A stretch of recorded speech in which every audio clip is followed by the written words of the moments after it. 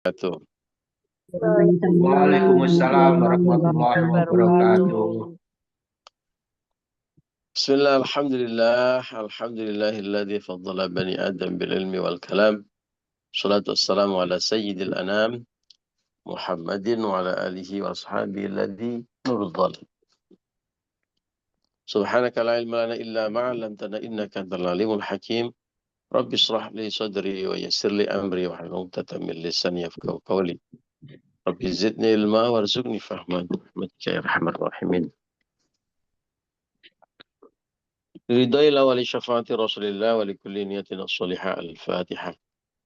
Billahi minasyaitonir rajim. Bismillahirrahmanirrahim. Alhamdulillahirabbil alamin arrahmanir rahim maliki yaumiddin. Iyyaka na'budu wa iyyaka nasta'in ihdinas siratal mustaqim. Shiratal ladzina an'amta 'alaihim. Alhamdulillah Bapak Ibu, pagi hari ini kita bisa bertemu kembali, bersilaturahmi, ngaji bersama-sama. Masya Allah, anugerah nikmat Allah yang sangat luar biasa. Kita syukuri dan kita ikhtiari, mudah-mudahan bisa istiqomah. Allahumma amin ya rabbal alamin. Kita lanjutkan ngaji Nasaihul Ibad. Sudah sampai di bab ketiga atau bab sulasi, makalah yang ke-7. Ini makalah yang baru. Yang lalu kita baca makalah yang ke-6 selama 3 kali. Berturut-turut. Sekarang kita baca makalah yang ke-7 bagian yang pertama. A'udzubillahi minasyaitonirrajim. Bismillahirrahmanirrahim. Wal maqalatus sabi'atu, inilah makalah yang ke-7. An Dawud dan Nabi alaihi salam. Diriwayatkan dari Nabi Daud sallallahu alaihi wasallam. Diriwayatkan dari Nabi Daud sallallahu alaihi wasallam. Nabi Daud itu nabi yang cukup unik, di mana beliau salah satu anugerahnya adalah kemampuan beliau sebagai seorang pemimpin, baik secara leadership maupun secara kekuatan fisik, meskipun badannya relatif kecil dibandingkan dengan raksasa-raksasa zaman dulu, ya zaman itu. Nah, beliau sebagai seorang nabi sekaligus juga raja tentu juga punya sisi-sisi pembelajaran yang menarik. Ya. Nah, ini kita baca ini salah satu pembelajarannya. Qala, beliau berkata, beliau bersabda, uhi fiz zabur.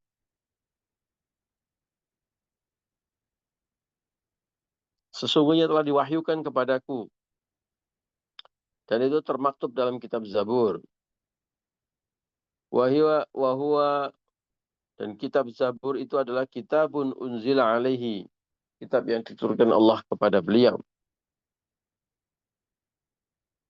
Jadi ini salah satu ayat dalam Zabur. Hakun alal akil. Dikatakan hak atas orang yang berakal. Maksudnya orang itu wajibun alaih. Orang itu kalau berakal, ini pasti wajib ini. Sesuatu yang wajib untuk orang yang berakal. Sehingga kalau kita balik logikanya, kalau orang tidak melakukan 3 hal ini, maka dia tidak berakal sehat. Akalnya masih ada, tapi akalnya tidak sehat. Sekali lagi, orang-orang yang berakal sehat pasti akan melakukan ini. Nah, jadi kalau ada orang yang tidak melakukan ini, maka dia akalnya tidak sehat. Baliknya begitu kan, tampak. Nah, mari kita cek apakah kita masih sehat atau enggak. Naudzubillah ya. Insya Allah sehat semuanya. Masa enggak sehat pagi-pagi ngaji? Ya, pasti ini bukan hanya sehat nih. Super sehat. Ya, Allahumma amin. Orang yang sehat itu akan melakukan ini. Yang pertama adalah Allah yastaghilla illa bithalathin. Oh, gini. Orang yang sehat itu tidak mungkin akan menyibukkan diri illa bithalathin, kecuali dengan 3 hal ini. Ya. Sehingga kalau dibalik, kalau orang kok tidak sibuk dengan 3 hal ini, maka dia tidak sehat. Kurang waras. Nah, itu. Yo, kita sehat apa enggak? Melakukan ini apa enggak? Sibuk enggak dengan 3 hal ini? Yastaghilla illa bithalathin. Allah yastaghilla illa bithalathin. Tidak akan sibuk dia illa bithalathin, kecuali dengan 3 hal. Apa itu? Yang pertama adalah tazawwadu tazawwadun lima'adin. Nah, mencari bekal, tazawwadun, ya, mencari bekal lima'adin, untuk tempat kembali. Tempat kembali itu mana maksudnya? Aili akhiratihi, yaitu untuk akhiratnya. Mencari bekalnya dengan apa? Bi'adail a'malis sholihati, dengan melakukan amal-amal solih. Nah, orang sibuk pasti akan, orang sehat, orang yang akalnya sehat pasti akan sibuk dengan mencari bekal untuk tempat kembali. Kalau kita pergi ke suatu tempat, kita tahu waktunya terbatas. Misalnya ibu ini pergi ke Arab Saudi. Tahu kalau waktunya terbatas di sana, 10 hari harus pulang. Tahu bahwa untuk pulang dia perlu biaya. Di tempat datangnya lagi nanti dia juga perlu biaya lagi. Perlu ini dan itu, banyak hal. Maka orang yang sehat pasti akan berpikir, lah saya di sini kan cuma sementara, cuma sebentar. Saya akan nanti akan kembali ke kampung saya. Dan untuk kembali ke kampung saya belum punya bekal. Maka apa yang akan dilakukan orang tersebut?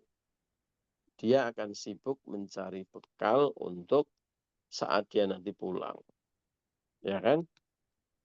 Orang merantau ke negeri orang, ya, pasti akan sibuk untuk mencari bekal nanti pada saat dia pulang dan hidup di kampung halaman aslinya. Begitulah perumpamaan untuk kita semua yang hidup di dunia. Kita semua yang hidup di dunia itu akan kekal atau sementara, Bapak Ibu? Pasti jawabannya akan Sementara. sementara. Oh, pintar sekali Pak Citra. Dapat nilai 100, dapat hadiah payung.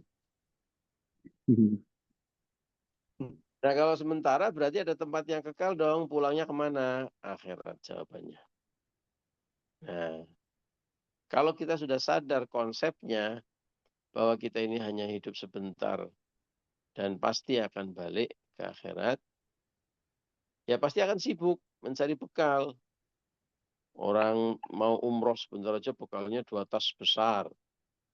Sampai seberambang bawang aja dibawa. Kan?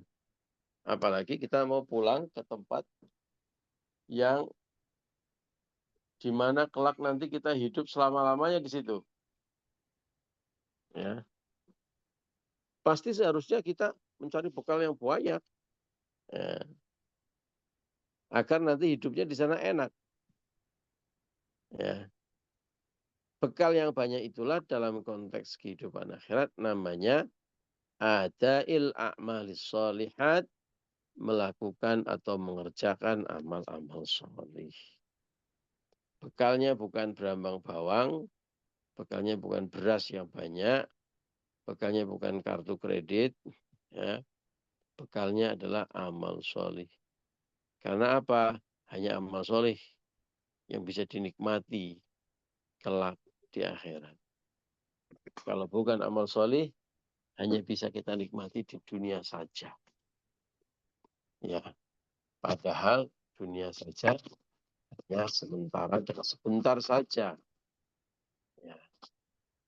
Sehingga kalau punya konsep dan pemikiran seperti ini, kalau kita punya sama-sama nih misalnya punya uang 10 juta. Bagaimana kita spending uang 10 juta ini? Kita belikan barang-barang untuk koleksi pribadi, untuk dipakai sendiri, boleh. Tapi berapa lama kita menikmati barang itu? Misalnya, kita belikan dia emas permata, taruh di rumah. Berapa lama kita menikmati emas permata itu? Sampai kita meninggal dunia. Setelah meninggal dunia ada manfaatnya? Tidak ada. Sudah selesai. Ya tidak ada dengan kita. Ya paling dipakai orang, anak cucu dan sebagainya. Tapi buat kita sudah tidak ada manfaat, tidak ada dampaknya. Salah-salah kalau manajemennya nggak baik, malah meninggalkan masalah untuk anak cucu kita. Ya kan? Uang disimpan saja. Ada manfaatnya, ada selama kita di dunia. Begitu kita pulang ke akhirat, untuk diri kita tidak ada manfaatnya lagi. Ya. Tapi kalau uang itu oke, 10 juta, saya maulah minimal 1 juta untuk sedekah. Ya. Maka ketika kita di dunia, kita menerima manfaat dari sedekah itu, dan ketika pulang ke akhirat, kita juga masih menerima manfaatnya, bahkan lebih besar lagi. Kenapa di dunia menerima manfaatnya? Kita tahu bahwa sedekah membuat orang saling, ada mahabbah di situ, ada orang saling mencintai karena sedekah. Ya, bayangkan kalau ada orang kaya raya nggak pernah sedekah, apa yang terjadi lingkungannya? Pasti dia akan dikucilkan. Bahkan mungkin suatu hari bisa memuncak amarah orang, ya, bisa membuat masalah. Ya. Tapi dengan sedekah di dunia pun kita sudah memetik hasilnya. Ada mahabbah, ada saling mencintai karena kita berbagi. Ya. Apalagi kelak di akhirat. Nah, jadi logikanya orang sehat itu gampang. Logikanya orang yang beriman itu logika orang sehat. Ya. Kalau orang tidak beriman, ya nggak sehat dia. Ya. Kenapa? Karena orang yang beriman itu yakin betul. Ini yang membedakan. Gampang lah. Yang membedakan orang yang beriman dan tidak beriman.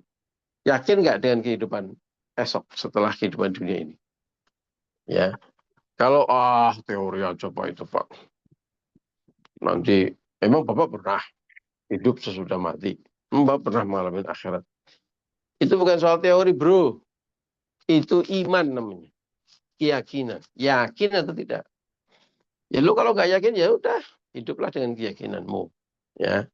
Kalau orang yang beriman punya keyakinan, kelak setelah meninggal dunia ada kehidupan mulai dari alam kubur sampai alam akhirat. Untuk berjalan ke sana kita perlu bekal. Ya, karena perjalanannya jauh dan panjang dan kita akan kekal di sana.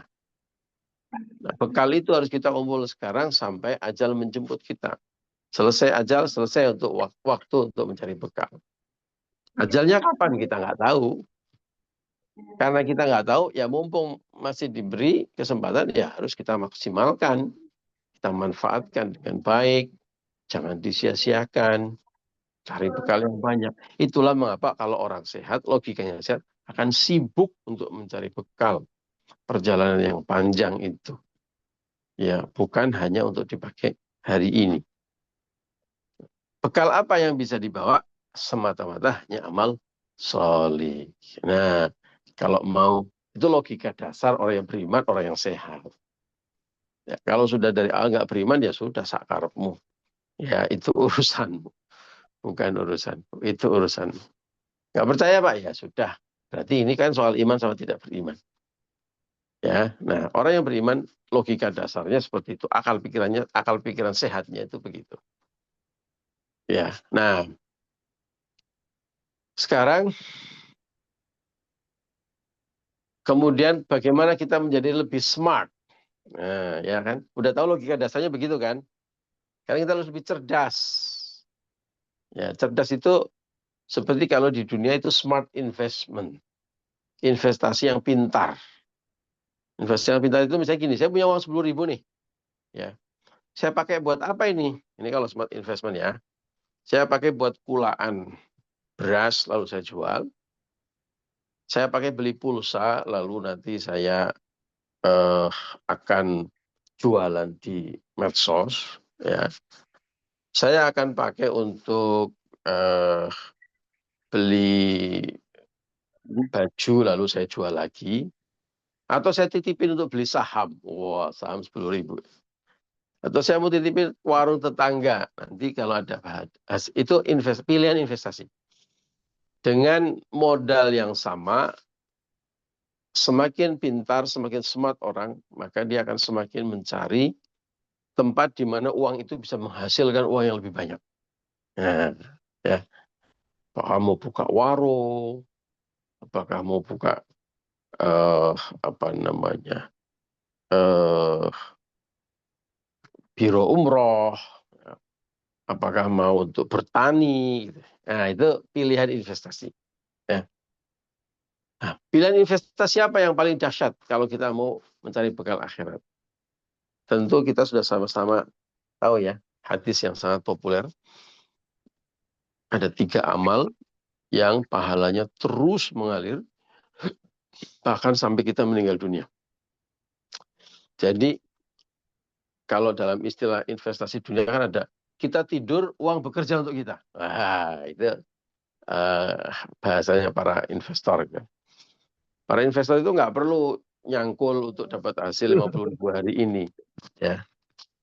Para investor itu cari tempat investasi yang pas untuk uangnya, lalu dia tidur, uangnya bekerja. Nah, dalam konsep akhirat ada seperti itu.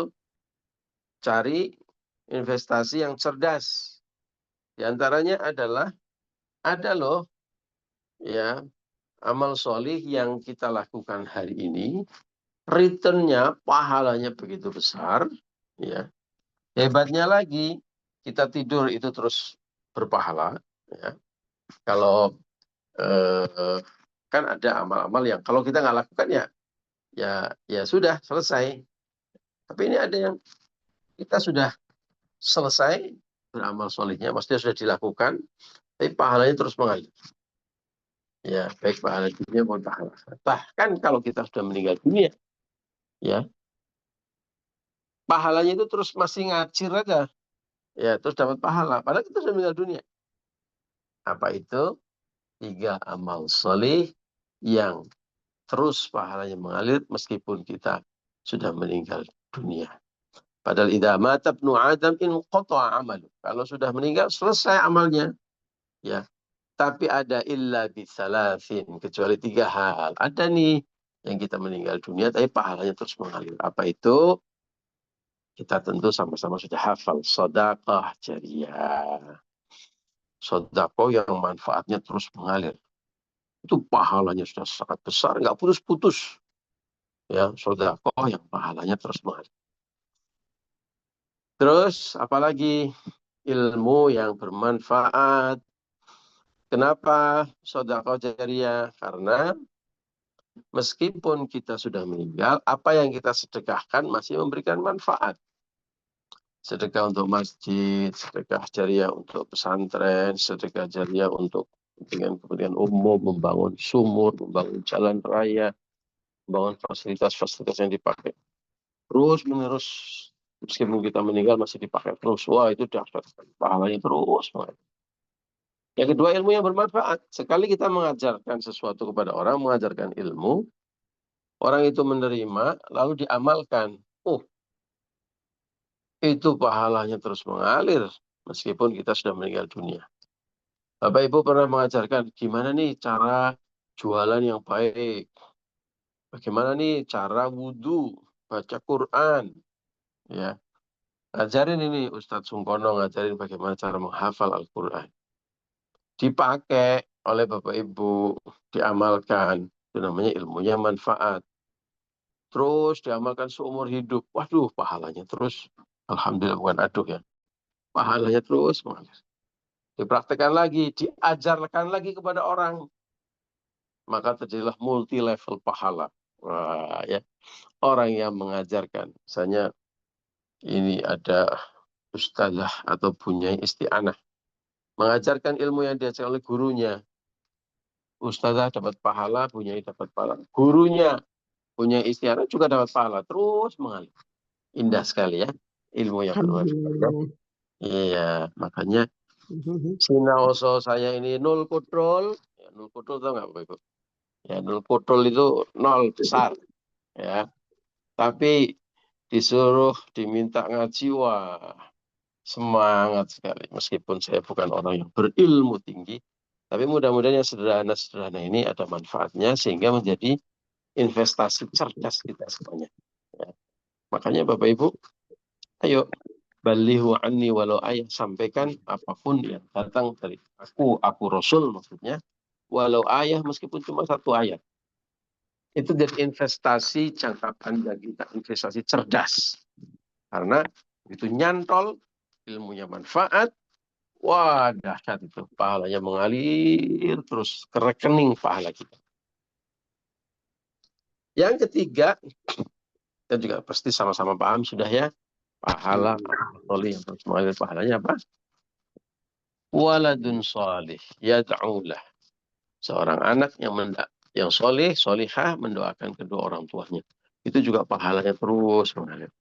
Nah kalau kita perhatikan, tiga hal ini adalah amalan-amal yang sustainable, yang berkelanjutan, yang tidak one shot, ya, yang manfaatnya terus bisa dirasakan. Coba, sedekah jariyah manfaatnya terus dirasakan, ilmu yang manfaat, anak atau anak soleh, anak yang soleh yang mendoakan orang tuanya itu juga terus manfaatnya terus dirasakan, ya kan?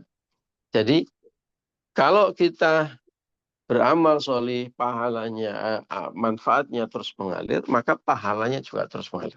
Logika sederhananya begitu. Nah itu dikelompokkan menjadi tiga hal tadi, ya, dikelompokkan menjadi kelompok sedekah jariyah, kelompok ilmu yang bermanfaat, kelompok anak soleh solihah. Nah Bapak Ibu, ayo, insya Allah kita ini orang yang sehat semuanya akalnya, ya, orang yang beriman dan sehat akalnya, yang punya logika seperti tadi, ya. Cuma kadang-kadang kan kita perlu motivasi, perlu diingatkan. Kalau logikanya, kalau sehat semuanya ya Bapak Ibu, ya, pasti logikanya sehat semuanya. Nah, kita perlu saling menguatkan. Nah, ini salah satu cara. Jadi ini bukan ngajar, ya, ini sekedar tawassaw bil haq wa tawassaw bis sabr. Kalau ilmunya Bapak Ibu sudah tahu semuanya, nggak ada yang baru. Ya, cuma kita perlu merecharge, ya.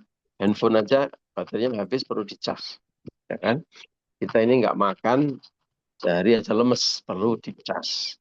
Kita nggak istirahat, kurang istirahat, ya, pasti juga lemes.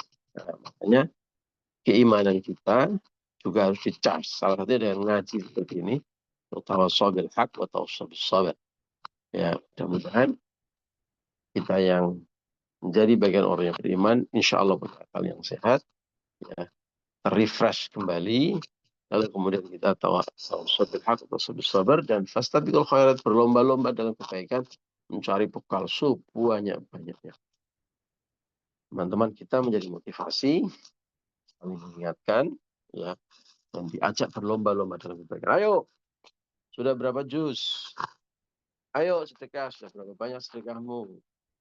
Ayo ngaji, ayo jamaah, ya. Ini untuk saling menguatkan dan saling memotivasi. Salah satunya dengan forum ngaji seperti ini, berkumpul dengan orang yang baik, orang yang soleh seperti antum semuanya. Allahumma amin ya rabbal alamin. Mudah-mudahan istiqomah. Demikian Bapak Ibu, ngaji kita pagi hari ini. Terima kasih untuk kebersamaannya. Mohon maaf atas segala kekurangan dan khilafan. Wallahul muwaffiq ila aqwamit thoriq. Assalamualaikum warahmatullahi wabarakatuh. Waalaikumsalam.